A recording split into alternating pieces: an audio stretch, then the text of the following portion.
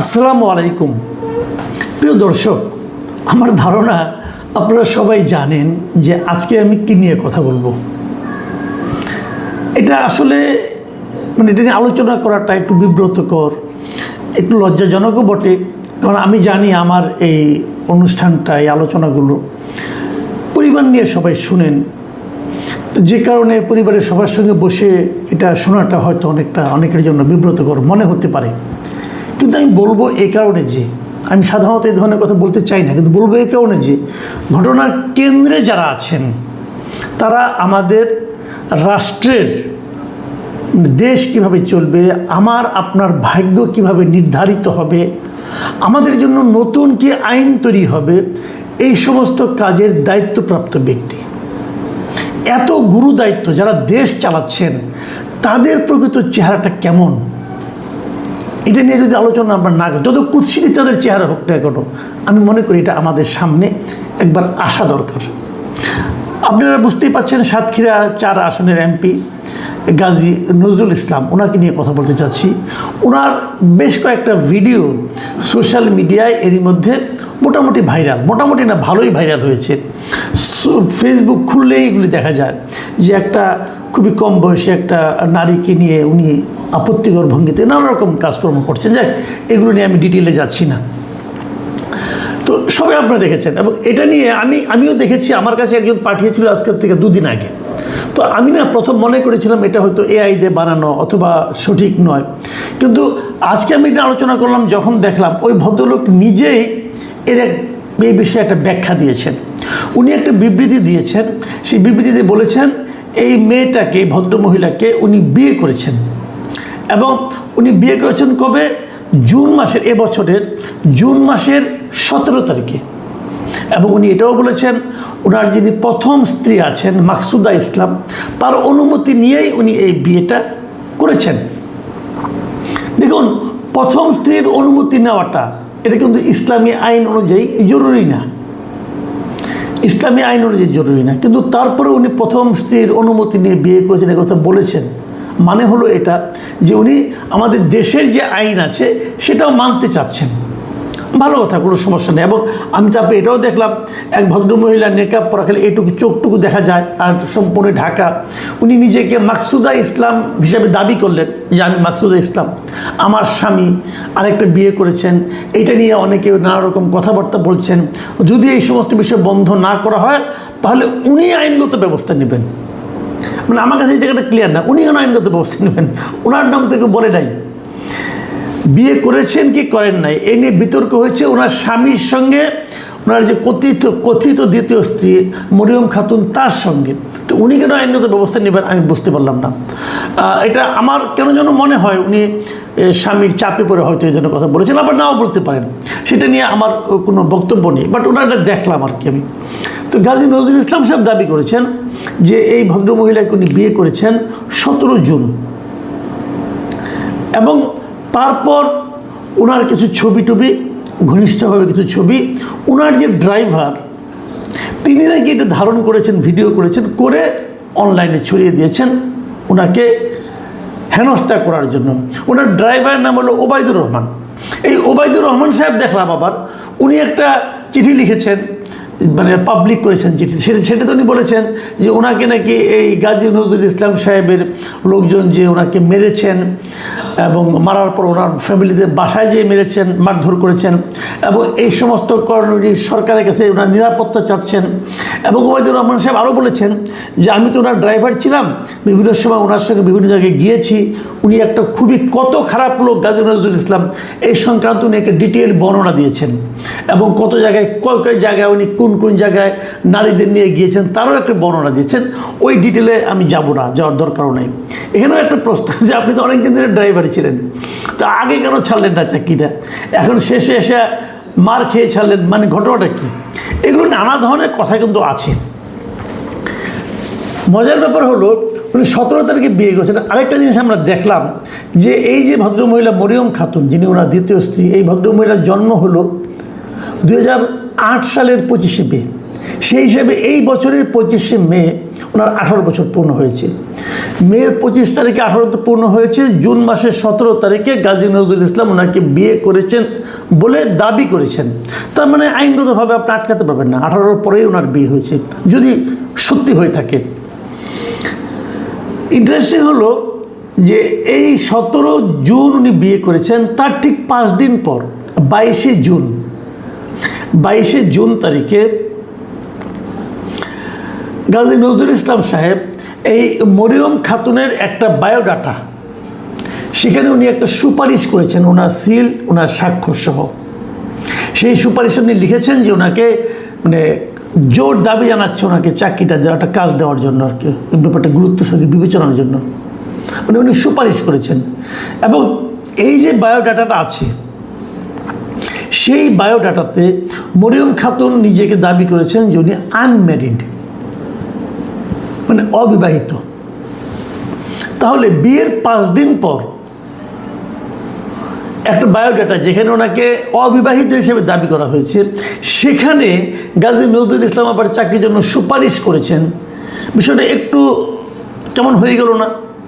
5 দিন আগে বিয়ে করছেন না ভাই, 5 দিন পরে উনি তাকে চাকরির জন্য সুপারিশ করতেছেন এবং সেখানে লেখা উনি অবিবাহিত, হিসাবটা কিন্তু মেলে না ঠিক। তারপর আরেকটা কথা, 22 তারিখে যেদিন উনি সুপারিশটা করলেন ততদিন তো তার বউ হয়ে যাবে, স্ত্রী হয়ে যাওয়ার কথা। তো উনি এসএসসি পাস মাত্র, তো এসএসসি পাস, সায়েন্স থেকে এসএসসি পাস, তার জন্য উনি কী চাকরির সুপারিশ করেছেন এটা কিন্তু আমার কাছে ক্লিয়ার না। এসএসসি পাস একটা মেয়ে কী চাকরি করতে পারে? আয়ার চাকরি করতে পারে, অফিসের পিওনের চাকরি করতে পারে, এছাড়া কী চাকরি করবে? আপনি এসএসসি পাসকে আর কী চাকরি দেবেন? যত বড় সুপারিশে আসুক না কেন, চাকরি তো দেবেন আপনি, কী চাকরি দেবেন আপনি? তাহলে নিজের স্ত্রীকে এরকম ছোট একটা পদে চাকরির জন্য এমপি সাহেব সুপারিশ করলেন, এই ব্যাখ্যাটা কি আপনাদের কাছে গ্রহণযোগ্য মনে হচ্ছে? এটা যেমন প্রশ্ন, তখন আরেকটা আশঙ্কার কথা এখানে আসে এর বিপরীতে। সেটা হলো যে তাহলে কি ঘটনাটা অন্যভাবে ঘটেছিল, যে চাকরি দেওয়ার প্রলোভন দেখিয়ে ওনাকে ব্যবহার করেছেন উনি? দেখেন, এই ব্যবহার করার কথা যখন উঠলো, আমি আরেকটা ভিডিও পেলাম। সেই ভিডিওতে শুরুতে ওইটা 2টো ভিডিও পেয়েছি একই ঘটনার ধারাবাহিকভাবে। প্রথমে দেখা গেল কি যে একটা লোক দরজা খুলে ভেতরে ঢুকছে, ঢোকার পর দেখছেন ওখানে দাঁড়িয়ে এই গাজী নজরুল ইসলাম সাহেব, উনি এমপি, এবং উনি কিন্তু মুক্তিযোদ্ধা, আবার জামাতের মুক্তিযোদ্ধা এমপি, উনি বীর মুক্তিযোদ্ধা বলতে হবে, সরি, কারণ আমাদের কিন্তু আইন আছে, মুক্তিযোদ্ধাদের আপনাকে বীর মুক্তিযোদ্ধা বলতে হবে। তো আমাদের এই বীর মুক্তিযোদ্ধা সাহেব উনি ফোনে কথা বলছেন, একটু দূরে ঘরের আরেকটা কর্নারে একটা মেয়ে দাঁড়িয়ে আছেন, প্রায় একই রকম পোশাক, হলুদ রঙের। তো এখানে যে কয়েকটা লোক ঢুকলো, ঢুকে তারপরে পরের ভিডিওটা দেখলাম যে ওই মেয়েটাকে জিজ্ঞাসা করা হচ্ছে তোমার নাম কি? মেয়েটা নাম বলতে চাচ্ছে না কিছুক্ষণ, তারপরে হঠাৎ করে মেয়েটি বললো যে আমার নাম মাহিয়া, মরিয়ম না কিন্তু মাহিয়া বললেন। কিন্তু আমি বুঝতে পারলাম না এটা কি সেই মেয়েটা। বয়স মনে হলো আরও কম, মানে এই মানে 17-18 বছর বয়স মনে হলো না আমার কাছে মনে হলো 14-15-16 বেশি হবে না বোধ হয়। যাই হতেও পারে, অনেকে ছোটো দেখায়, হতেও পারে। তো মেয়েটাকে ওরা বারবার জিজ্ঞাসা করছিল মা তোমার নাম বলো, যারা প্রশ্ন করছিল তারা তাকে মা বাবা এরকম সম্বোধনই করছিল। মেয়েটা বললো তার নাম মাহিয়া, এবং এক পর্যায়ে দেখলাম মেয়েটা অনেকটা কোনো ধরনের জড়তা ছাড়াই বলতেছে আগে ভিডিওটা ডিলিট করেন, আর আপনাদেরকে নাম বললেই কে না বললেই কে, আপনারা তো এটা নিয়ে ঝামেলা করবেন, মানে এমনভাবে মেয়েটা কথার উত্তর দিচ্ছিল, আমার কাছে মনে হচ্ছিল যে এই ধরনের ঘটনার সঙ্গে এই মেয়েটা পরিচিত, নতুন কিছু না। ভিডিওটা আপনারা পাবেন। এরপর একজন ওই ভদ্রলোক মানে আমাদের বীর মুক্তিযোদ্ধাকে জিজ্ঞাসা করলেন যে আপনি কি মুরব্বী এখানে কতবার এসেছেন এই বাসায়? তুমি বললো, উনি 2 হাত তুলে বলেন যে না আমি একবারই আসছি, এর আগে আসি নাই, এবং বলছে এই রুমে আপনি কীভাবে ভাড়া করলেন? ওইকে আমার ড্রাইভার ভাড়া করে দিয়েছে। তারপর ওরা জিজ্ঞাসা করলেন যে আপনি জামাতের লোক হয়ে এই কাজ করলেন, এটা আপনার খারাপ লাগে না? তো উনি কী বলবেন জানি না, চুপচাপ থাকলেন, বললেন এটা প্রচার, যাও অনেক কিছু আলাপচালা হলো, অত আলোচনা যাচ্ছি না আমি। তাহলে আমার প্রশ্ন হলো, এইটাই কি সেই মেয়েটা ওনার স্ত্রী? অথবা যদি স্ত্রী না হয় তখন তো এমপি সাহেব বলতে পারতেন যে উনি আমার স্ত্রী, তার মানে তখনও তার স্ত্রী হয়নি। এটা কি আগের ভিডিও নাকি ওই ভিডিওটার অন্য একটা পার্ট? অন্য পার্ট, এটা অন্য ঘর, অন্য বিছানা। তাহলে উনি কে আসলে? যদি ওনার বর্তমান এই যে মরিয়মই হয়ে থাকে, তো উনি তো নিজের নাম বলেন মাহিয়া, মরিয়ম তো বলেননি। তাহলে এই ঘটনাটা কি? তার মানে উনি কি এই ধরনের কাজ প্রায়ই করেন? উনি কি এই ধরনের কাজ করতে অভ্যস্ত? দেখুন, নারী পুরুষের সম্পর্ক কার সঙ্গে কী সম্পর্ক থাকবে এটা তার ব্যাপার। পৃথিবীতে অনেক কিছুই ঘটে যা আমরা জানি না, মাথাও ঘামাই না, কিন্তু এটা নিয়ে আমরা ঘামাচ্ছি কেন? মাথায় ঘামাচ্ছে এই কারণে, উনি একজন জনপ্রতিনিধি। উনি কিন্তু সাতক্ষীরা 4 নির্বাচনী এলাকার জনগণকে প্রতিনিধিত্ব করেন। উনি একজন আইন প্রণেতা। আমার দেশ কীভাবে চলবে না চলবে এই সমস্ত যে আইনগুলি হয়, সে আইনের প্রণয়নের ক্ষেত্রে উনি ভূমিকা রাখেন। উনি দেশের অত্যন্ত গুরুত্বপূর্ণ এবং সম্মানিত একজন ব্যক্তি। এই ধরনের গুরুত্বপূর্ণ ব্যক্তির যদি এ ধরনের আচরণ হয়, তাহলে জাতি হিসাবে, এদেশের জনগণ হিসাবে আমরা কি ভাবব? দেখুন, যখন আপনি পাবলিক ফিগার হয়ে যাবেন না, তখন আপনাকে সতর্ক হতে হবে। কারণ মানুষ তো পাবলিক ফিগারকে অনুসরণ করে। আপনি সাতক্ষীরা 4-এর মানুষের কথা ভাবেন, তাদের কাছে তো অনুকরণীয় ব্যক্তি এই লোকটা। তারা তো এমপি সাহেবকে অনুসরণ করতে চায়। এমপি সাহেবের কাছে তারা কী শিখছে? তারা এমপি সাহেবের আচরণে, চরিত্রের কী নমুনা দেখতেছে। সাতক্ষীরা 4-এর মানুষজন এখন তাদেরকে মাথায় হেড করে দিলেন এই একটা ভদ্রলোক। লোকে তো বলবে যে আপনারা এরকম কেমন লুচ্চাকে ভোট দিয়েছেন। কি জবাব দেবে তারা? এত লোককে আপনি অপমান করলেন, কেন করলেন? এবং আপনার এই আচরণ দেখেন উনি একটা কাবিননামা দাখিল করেছেন, দেখাচ্ছেন যে কাবিননামা। আমার সন্দেহ আছে এই কাবিননামাটা নিয়ে। আমি অনুরোধ করব যে এই কাবিননামাটা যে কাজী সাহেব সিগনেচার করেছেন এবং কোথাকার কাজী সাহেব, তাদের নিয়ে আপনি চেক করে দেখেন। আমার কেন যেন সন্দেহ হচ্ছে এই কাবিননামাটা তড়িঘড়ি করে এই ভিডিওটা ছাড়ার পর বানানো হয়েছে। অনেক কাজী সাহেবরা এগুলো করেন, কিন্তু পুরোনো ডেটে দিয়ে করেন এগুলো। এটা ইমিডিয়েট চেক করা উচিত, এটা ফরেন্সিক করা উচিত আমি মনে করি। আসেন এবার একটু রাজনীতি নিয়ে কথা বলি। যখন প্রথমবার ভিডিওটা দেখলাম তড়িঘড়ি করে শিবিরের কিছু লোকজন বললো যে এই ভিডিওটা এআই দিয়ে বানানো, তারা অস্বীকার করলো। এবং আমি একটা ফটোকার্ডও দেখলাম যে সাদিক কায়েম বলছে এটা এআই দিয়ে বানানো। তো আমার কথা হলো কি, যে ভাই, যেরকম চট করে একজনকে ব্লেম করা ঠিক না, ওরকম চট করে একজনকে অভিযোগ আসলে সেটাকে বাতিল করে দেওয়া ঠিক না। তদন্ত করেন, অনুসন্ধান করেন, জিজ্ঞাসা করেন। শিবিরের লোকজন তো নজরুল সাহেবের সঙ্গে যোগাযোগ করতে পারতেন, করে চুপ করে থাকতেন কেন বলেন? আমার ভালো লেগেছে জামাতের রিয়াকশনটা। জামাতের হয়ে জামাতের দলের সহকারী সেক্রেটারি জেনারেল এবং কেন্দ্রীয় প্রচার ও মিডিয়া বিভাগের সেক্রেটারি অ্যাডভোকেট এহসানুল মাহবুব জুবায়ের উনি একটা বিবৃতি দিয়েছেন। উনি বলেছেন যে এই যে ঘটনাটা ঘটেছে এই বিষয়ে জামাতে ইসলাম নজর রাখছে।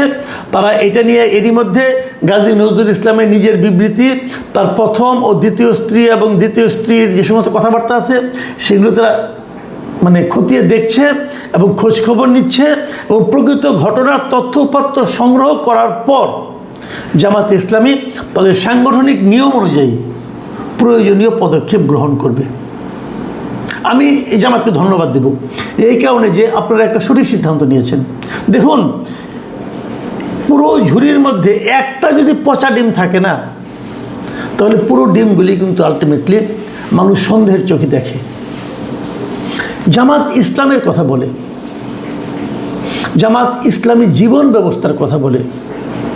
গাজী নজরুল ইসলাম সাহেব যা করেছেন এটাকে আমি আর যাই বলি না কেন, ওনার যে সন্দেহজনক আচরণ, এগুলি মানুষের মধ্যে কিন্তু জামাত সম্পর্কে ভালো ধারণা দিচ্ছে না।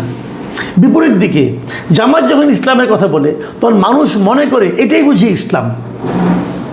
ইসলাম কীরকম? ইসলাম এরকম না। দেখুন, ইসলামে দ্বিতীয় বিবাহ করা যায়, কোনো সন্দেহ নেই। ওনার বয়স, উনি মুক্তিযোদ্ধা ছিলেন, কিন্তু ওনার বয়স ধরে নেন আপনি 70-এর বেশি। উনি 18 বছর বয়সে একটা মেয়েকে বিয়ে করেছেন, এতে কোনো আপত্তি নাই। কিন্তু এটা ইসলামের দৃষ্টিতে কোনো আপত্তি নাই, সামাজিক দৃষ্টিতে কোনো আপত্তি নাই, বিজ্ঞানের দৃষ্টিতে কোনো আপত্তি নেই। হতে পারে, এটা আমার কোনো আপত্তি নাই। সারা দুনিয়াতে এরকম বয়সের ব্যবধান থাকতে পারে, এটা নিয়ে আমার কোনো বক্তব্য নেই। কিন্তু আমার বক্তব্য হলো আমাদের সমাজে এটা কি মেসেজ দেয়? আমাদের সমাজের যে মেসেজটা, এই মেসেজটা কিন্তু গুরুত্বপূর্ণ। কারণ আপনি যে একটা সামাজিক লোক, আপনি যে একজন জনপ্রতিনিধি, আপনাকে কিন্তু ভাই গুরুত্বপূর্ণ এই সমস্ত বিষয়গুলো কিন্তু মাথায় রাখতে হবে এবং এটা জামাতকে রাখতে হবে। আপনাদের মনে পড়ে অনেক বছর আগে মৌলানা ভাসানী একবার জামাত নিয়ে একটা গুরুত্বপূর্ণ কথা বলেছিলেন। তিনি বলেছিলেন যে আল্লাহ বানাইছেন ইসলাম, শয়তান বানাইছে জামাতে ইসলাম। এটা মৌলানা ভাসানীর একটা বক্তব্য ছিল। আমি জামাত ইসলামের নেতাদেরকে অনুরোধ করব যে ভাই, এই মৌলানা ভাসানীর যে উক্তিটা, এটাকে যদি আমাদের দেশের সাধারণ মানুষ সত্য হিসেবে বিবেচনা করতে থাকে, তাহলে আপনাদের রাজনীতির কী দুরবস্থাটা হবে। আমি জানি না জামাত কী করবেন, তবে আমার মনে হয় ওনার ব্যাপারে কঠোরতম ব্যবস্থা নেওয়া উচিত এবং তারপর যেটা হবে সেটা হবে। এটা নিয়ে আর আমি নতুন করে কিছু বলতে চাই না। আমি সুনির্দিষ্টভাবে কোনো কিছু বলতেও চাই না। এটা ওনাদের ব্যাপার, ওনারা বুঝবেন যে ওনারা কোথায় কী করবেন না করবেন। প্রিয় দর্শক, অনেকগুলো জিনিসই আমরা দেখছি, অনেকে ফান করছেন, অনেকে অনেক কিছু করছেন, সেগুলো করা খুব জরুরি না। কিন্তু আমি মনে করি এটাকে সামাজিকভাবে এটাকে প্রতিরোধ করতে হবে। জামাত, তাকে উদ্যোগটা দিতে হবে জামাতকে, নতুবা জনগণ যে ফান করবে এটা কিন্তু আলটিমেটলি জামাতের গায়ে যেও লাগবে। প্রিয় দর্শক, এখন এ পর্যন্তই। আল্লাহ হাফিজ।